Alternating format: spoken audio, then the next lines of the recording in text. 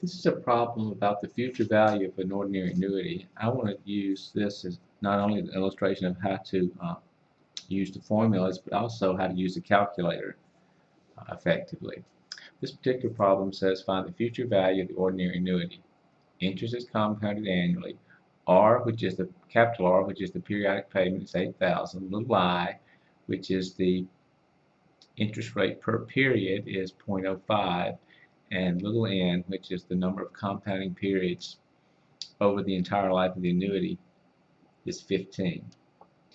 Now, of course, the first thing you have to realize is that you have to pick the correct formula, and the formula for calculating the future value of an ordinary annuity is given here.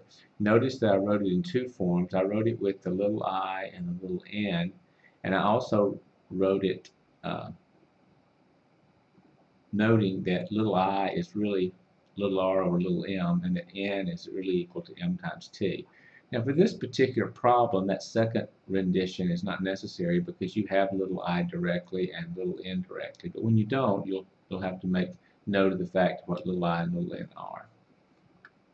Once you get that far, it's basically a matter of plugging in the numbers you're given, keeping in mind what everything stands for. And when you do that,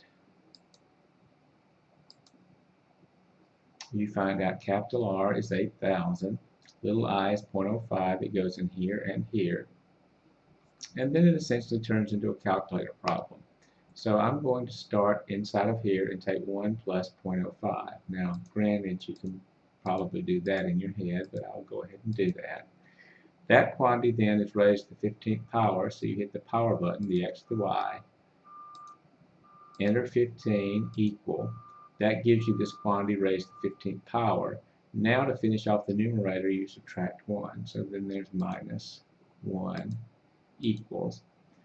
And finally, to finish out everything inside the brackets, you divide by 0.5. So divided by 0.05, not 0.5.